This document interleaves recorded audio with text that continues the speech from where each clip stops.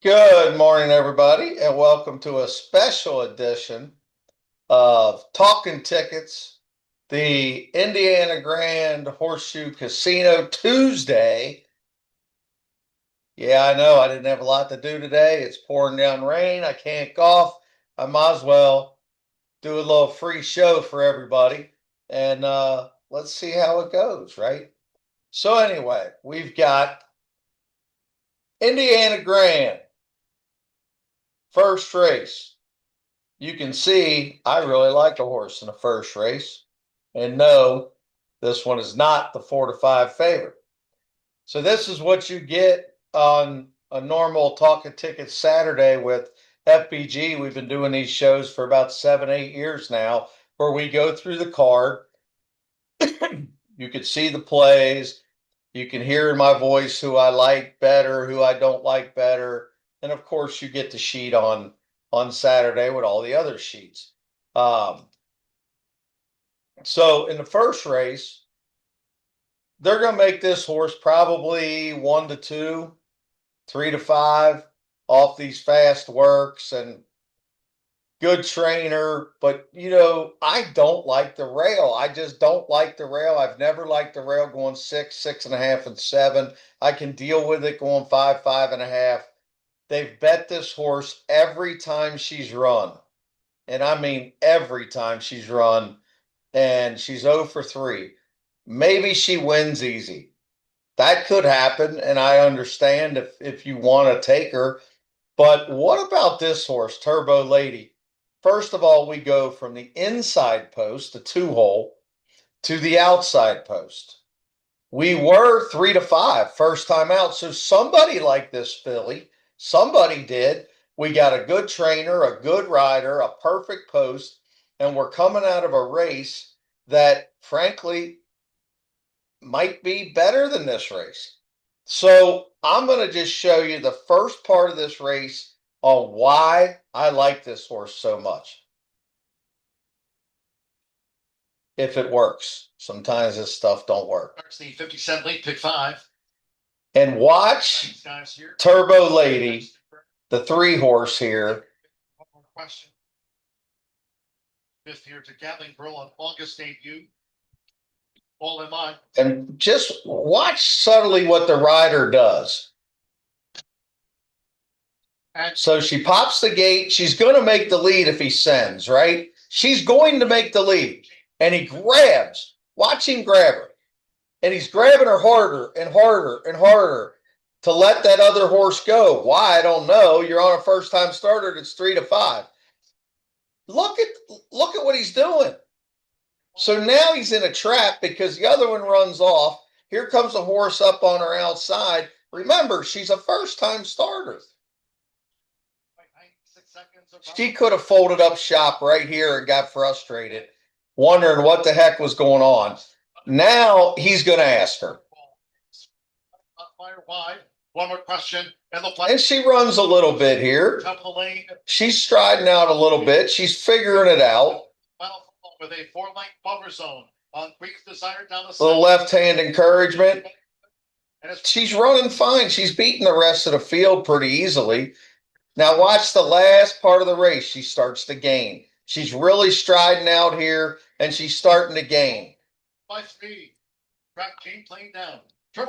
Look, I'm not complaining about the rider. I'm just saying that with a different ride, she could have been in front, and she might have run on and win.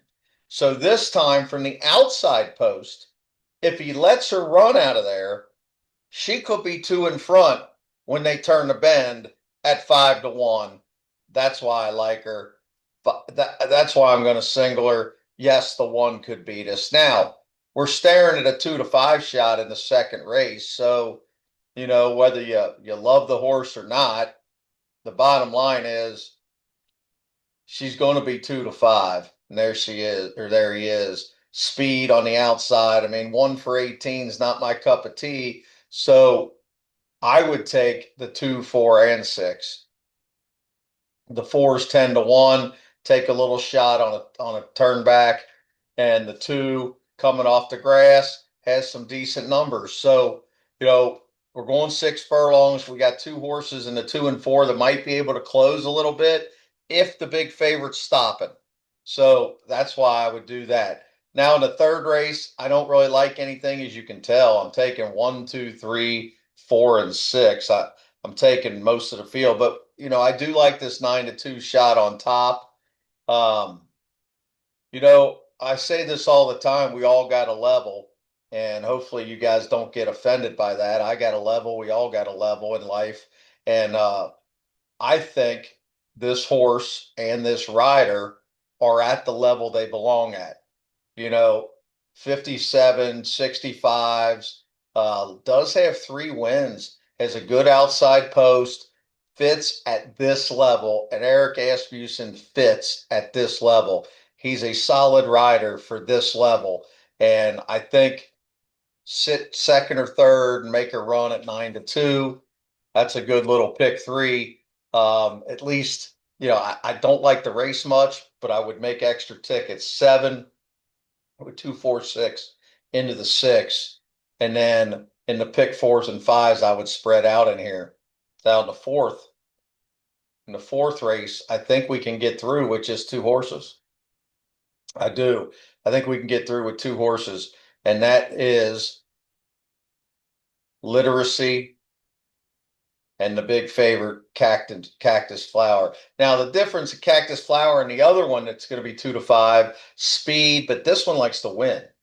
8 wins out of 31, 7 for 20 at the distance. Good outside post. Ramos is going to go ahead and send out of there, I'm sure. The only way the horse gets beat is if this horse, literary, runs this horse down in the lane. Would be the only way that the horse could get beat. So use 5, 7, or just the 7. Smaller players, you always got to make decisions in life. I've been there many, many times. So in the fifth race, I would take 1, 3, 4, 8, 10, or bigger players. I could see hitting the all button. Smaller players got to make a decision. I would use 4, 8, 10. Smaller players. Now, I fully expect that this race is going to come off the turf. We're getting rain here like crazy. It's supposed to rain all week. So I even put on here, if off turf, look at the 4, the 13, the 10, the 15. And of course, we're going to adjust once we got the scratches. But for now, trying to figure out who might be in the race, who might not. American Tap, it looks like the horse can run on either surface. So now, in that late pick 5, I would try to single Cactus Flower because that's the most logical single to me in the last 5 races.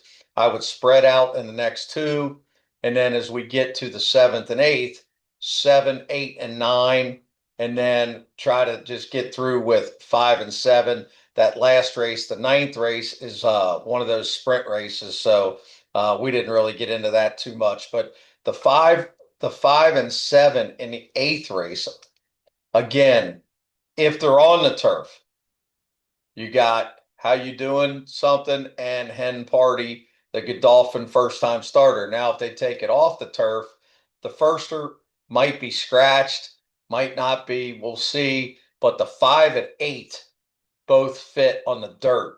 So you got the Saratoga Shipper if they stay on the dirt, and you got the Tom Avis for our buddy Dr. Joel Politti of Serengeti Empress fame, and I should say as a Fat Ball Guy member fame.